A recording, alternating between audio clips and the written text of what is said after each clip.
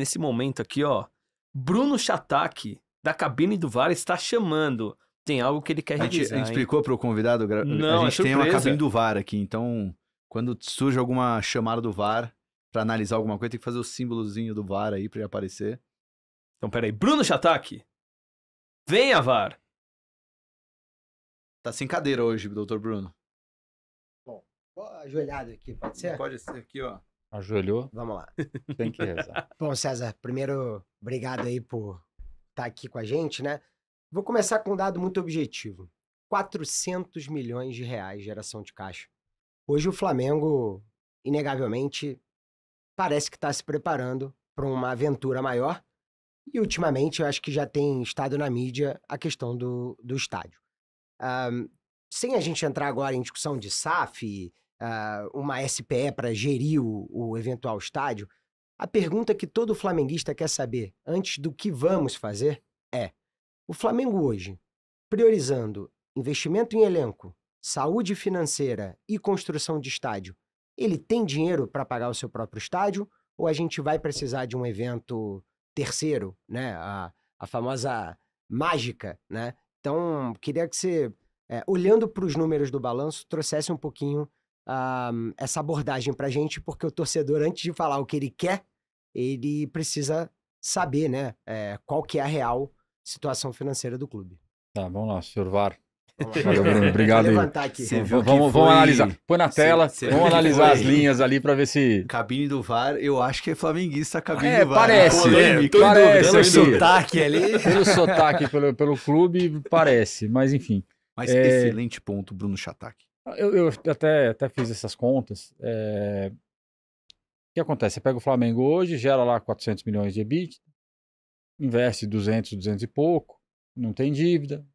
Então, se for a grosso modo, para não se atrapalhar, essa conta tinha que caber nesses 200 e tantos de dívida de investimento em jogador. E aí é um trade-off. Eu vou investir para pagar o estádio e vou ser menos agressivo na formação de elenco, ou vou mudar a estratégia, trazer jogadores para aumentar um pouco mais o custo e menos a aquisição, ou não. Ou eu quero manter esse mesmo nível de investimento em atleta, eu quero manter a minha mesma força esportiva e ainda ter o estádio. Assim, me parece que tem que chegar num meio termo. Dá para abrir mão de um pouco de investimento e comparecer para um investimento maior que é o estádio, sem destruir a capacidade competitiva e a capacidade financeira. O que significa dizer que, para uma aventura dessa, eu chamar de aventura no sentido de uma jornada de construção do estádio, precisa de um parceiro. A solução mágica é ter um parceiro que aporte capital, que divida o risco, que assuma o financiamento, parte do financiamento, para não destruir a capacidade esportiva. Tá? Porque assim, ou abre mão, chama de novo, é a segunda fase de reestruturação, só com a reestruturação prévia do Flamengo, seremos menos competitivos nos próximos 10 anos, mas teremos um estádio e isso vai ser importante para a construção dos próximos 100.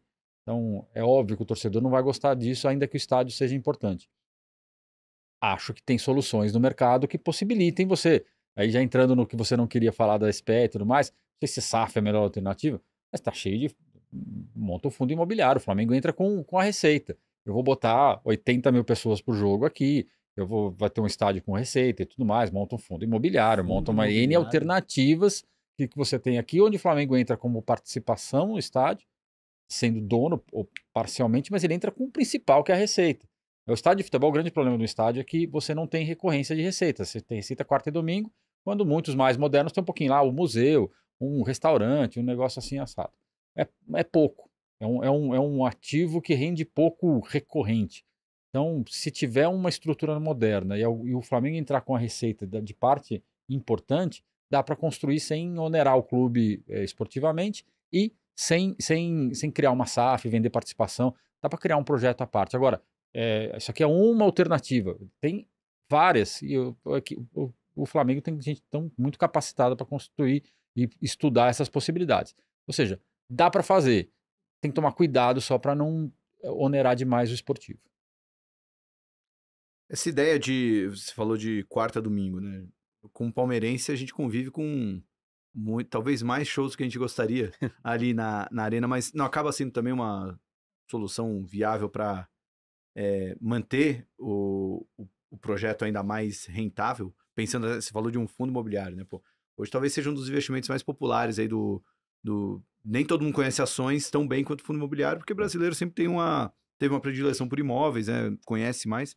E pô, você pega um time popular como o Flamengo e um investimento popular como o fundo imobiliário, né? Talvez até ter uma demanda bem, não só do investidor, né? Mas até do apaixonado pelo clube.